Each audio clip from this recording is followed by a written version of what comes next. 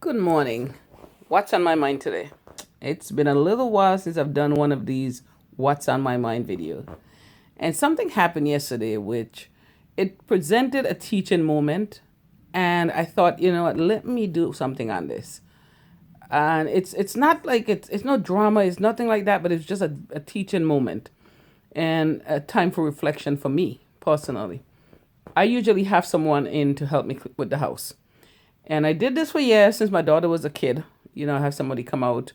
And at one point, I even had someone who lived in, and that wasn't going too well. So I went back to just having someone clean. But then we had this fire a few years ago, and we had to totally rebuild a house. And when I came back, I said, you know what, I'm just going to clean my house myself. And for the last, almost 4 years, I've been mostly cleaning the house myself. Sometimes I have somebody come in when it's getting a bit overwhelming.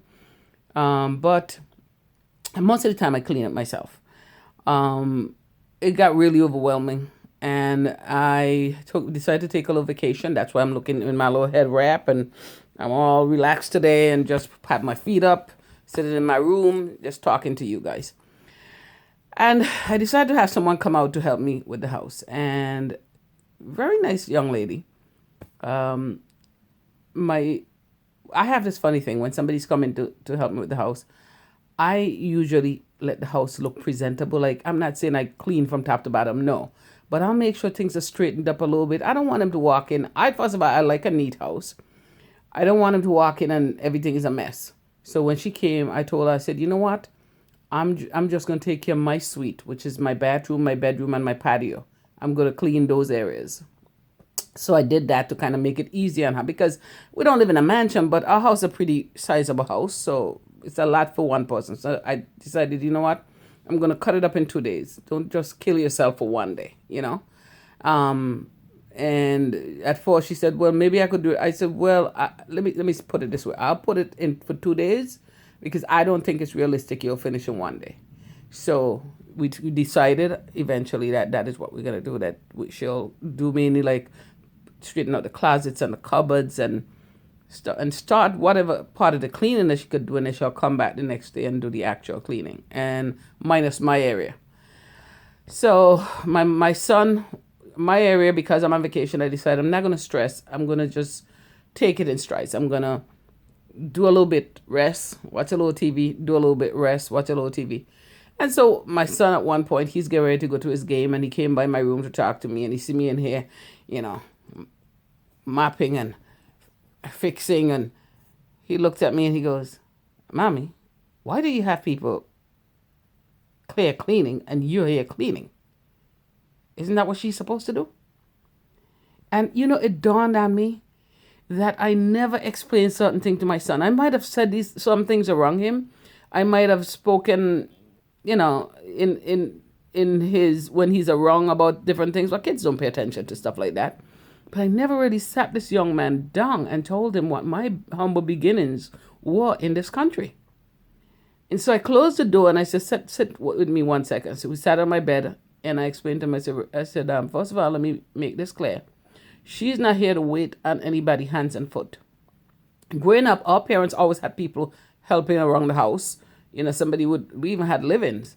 People that lived in with us, and we had people that would cut the grass and do the laundry and help with the pressing. But one thing, my mother always made sure that we understood that people were not there to wait on us, that people were there to help because there's a big house and a lot of kids. My parents had 14 children.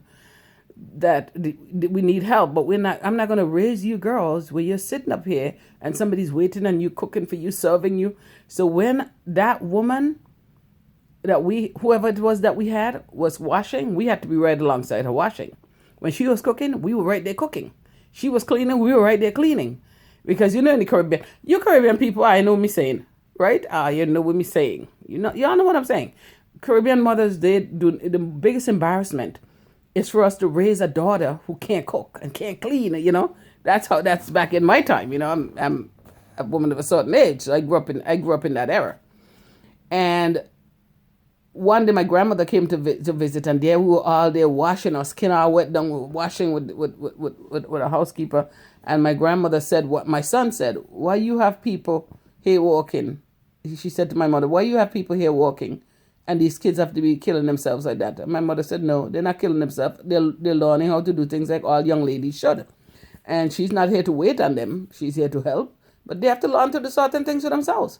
So I sat my son down, very much like my mother told her mother, and I explained to him, that she's not here to wait on you, me, or anybody. So if you normally make up your bed, go right now and make it up if you didn't make it up before you leave. She's not here to go make your bed up. But the house got a little bit out of control, or is getting a little out of control. I don't want it to get totally out, so she's here to help me. And I said to him, when I came to this country in the late 70s, I didn't have a green card. I came on a visitor's visa, and I overstayed my time. And all you could really get back in those days was housekeeping and babysitting. So I took a job in Montclair, New Jersey, where I lived with a family. I cooked, I cleaned, and I took care of their kids. That was your mother's humble beginning in this country. Because it dawned on me that this kid, he's known me, I'm in IT management for a major law firm. I have my online network.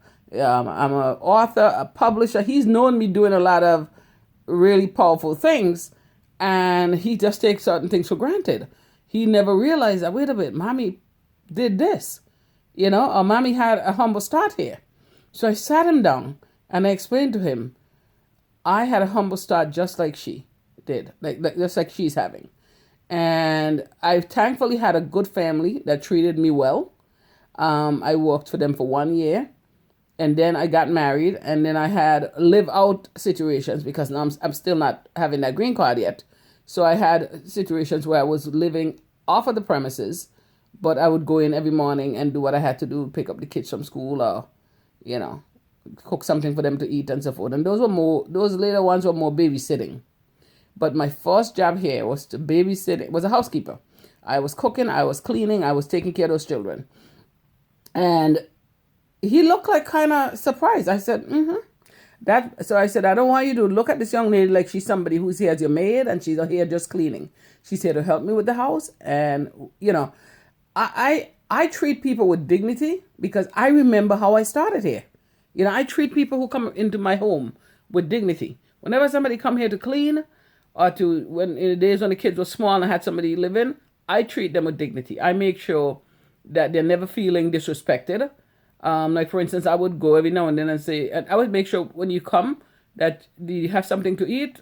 Here, open up the refrigerator, show them what's in the refrigerator. Help yourself to anything. Their crackers, their cheese, their fruits. I cook, I feed them. If I didn't cook, because sometimes when somebody's in the house cleaning, especially the kitchen, you don't necessarily have a chance to cook, so I might run out and get something. Whatever I get, I find out what they like, I bring it back for them. And every now and then I'll say, listen, take a little break if you have to, And sometimes you could sit there looking at me like, okay, I'm here to work. And they might find it a little strange, but I always remember, that I started humbly in this country. It doesn't take anything off me to always remember that, tell my children and whoever I have to tell about that. It might inspire somebody listening to this who's going through what I went through when I came to this country. Not that I went through something terrible. I did what I had to make a living, and I found a family, like I said, that I worked for that was very nice to me. I came off, I can never forget, I used to come off on a Saturday morning, and I would come back Sunday night or Monday morning. And that was, something that I always take with me to remember what my beginning in this country was. I think it built me into a stronger person. It made me proud that I could persevere and weather any kind of storm that life throws at me. And it's something that I realize I need to tell my daughter knows. She's older, and we always talked about these things. As a matter of fact, my daughter is an immigration attorney. My daughter Rashida Smith, she's in immigration law, and one of the things that she said to me, she's in a couple of areas of law, a number of areas. She does, landlord tenant. She does, she's worked with the government. She's worked probate, employment law, a lot of different areas in a family law. But her main love is immigration. And one of the things she'll be forced to say is, Mom, I always remember stories that you will tell me when you came here and how you had, like such a humble beginning here. And I always feel like this is an area that I could assist our people. And she always told me, she said, it made me more compassionate with them because I recognize even if they may have a little job, they're doing something, they're making a lot of money. So what can I do? How can I make this affordable and helpful to them? So I was able to pass that on to her and saw that she was able to come and serve our community in a way that is helpful to them, knowing that her mother had the same experience as they did as an immigrant young girl, or young person, or immigrant, period. My son never dawned on me. I never had like a real in-depth conversation with him, but the situation yesterday presented itself in such a way where it was a teaching moment. And so I sat him down, and even when I went to drop him for his game, he was practicing. Not his game, he was actually going to his lacrosse practice. And we continued conversation in the car. And he's like, so you were a housekeeper? I said, yes, I was a housekeeper. I was a babysitter. I cleaned. I did whatever. And, hopefully that really stays with him and gives him, he wants to be a doctor. He said he wants to do medicine. So hopefully, that's an area of service. So hopefully in his practice that he's going to be serving not just our community, but whatever community or constituency, it might be here, it might be another state that he's servicing, that he would always have that knowledge in him that his mother and his father were immigrants in this country, and just let that be a grounding force in him, to ground him, to have that sense of humility. Because my daughter always say, I've never seen a more humble person than that young lady. She has never been somebody who is look down her nose at people. She gets upset when I tell people that she's an attorney. Once we're out in a social setting, she's like, Ma, just calm down. Like me as a mother, you know what I mean? I want to brag, my child, she's doing good, she's a brilliant attorney. She is very humble. She said, Ma, calm down. So when you have experiences in your life, no matter what they may be, it's good to let your children make sure that they know. Don't assume because you're talking about it around them that they know. And it helps, and just know that it helps to develop humility and pride and a good sense of themselves, where they came from, and it gives them confidence to know they could do whatever they set their mind to, because when they've watched you start humble, knowing that maybe they didn't watch you, but they heard the stories of how humble a start you had, and to see where you have gotten to, it helps them. And it helps in the interaction with others.